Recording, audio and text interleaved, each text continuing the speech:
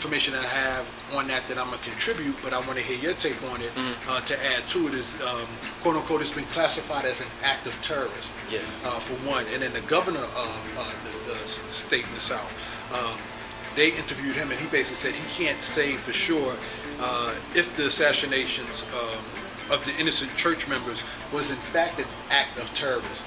So we already know how the media paints, how can I say, unarmed minorities, quote unquote, black people in the country, how they treat him, the light dark comparison, right?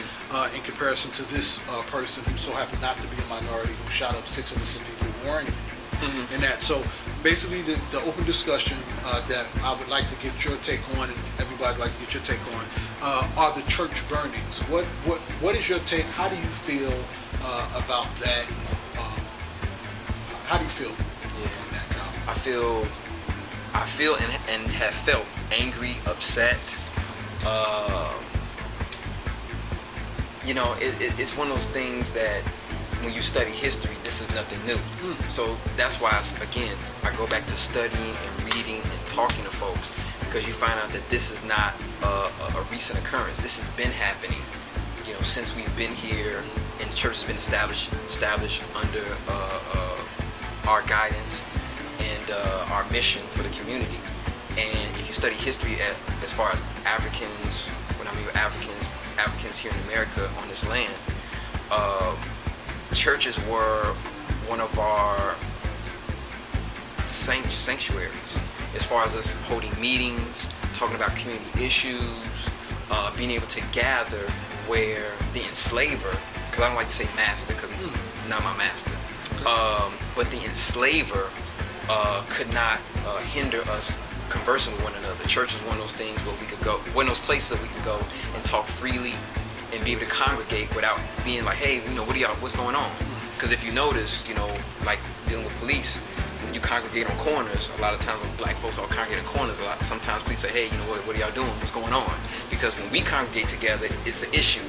But when other ethnicities, other nationalities congregate together, then it's like, oh, well, they're just kind of hanging out.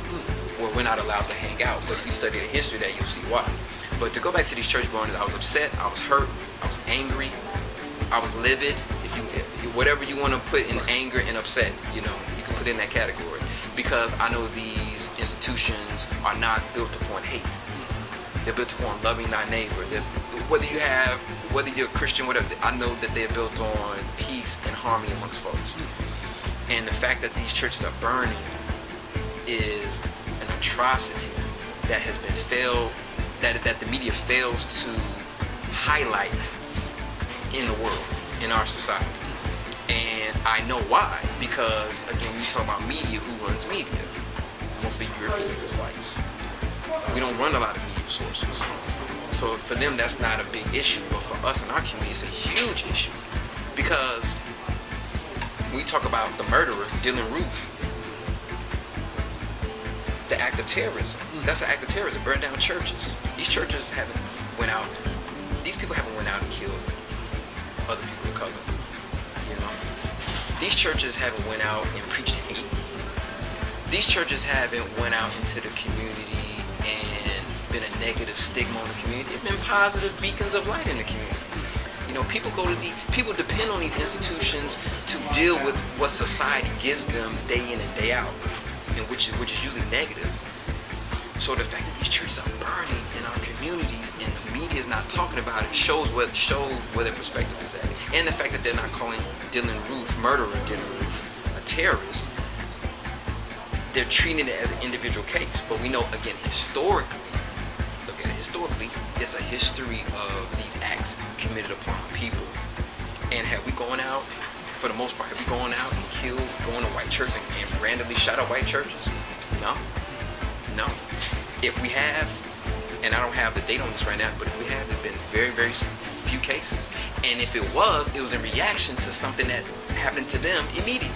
An immediate reaction. It wasn't like, oh, let's just go out and shoot somebody.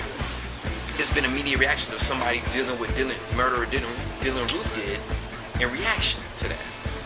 So, again, just one of those things that is not being talked about in the media. It's an important issue, and it's highly underrepresented and understated.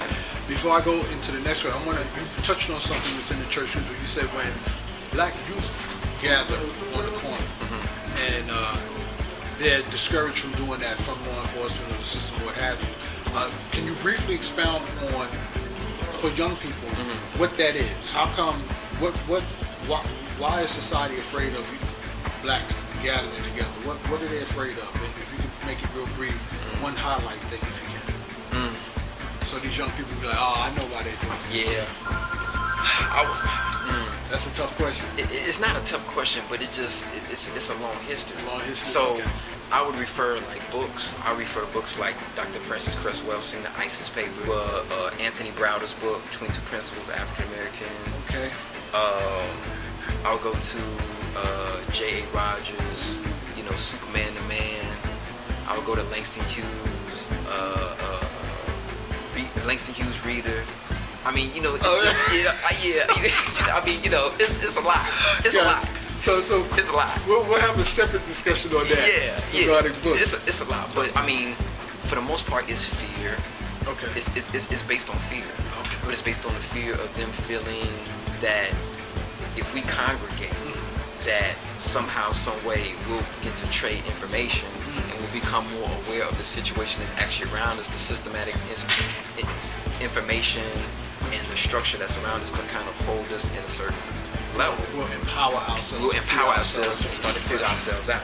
It comes from that kind of grain, but then it goes even further back than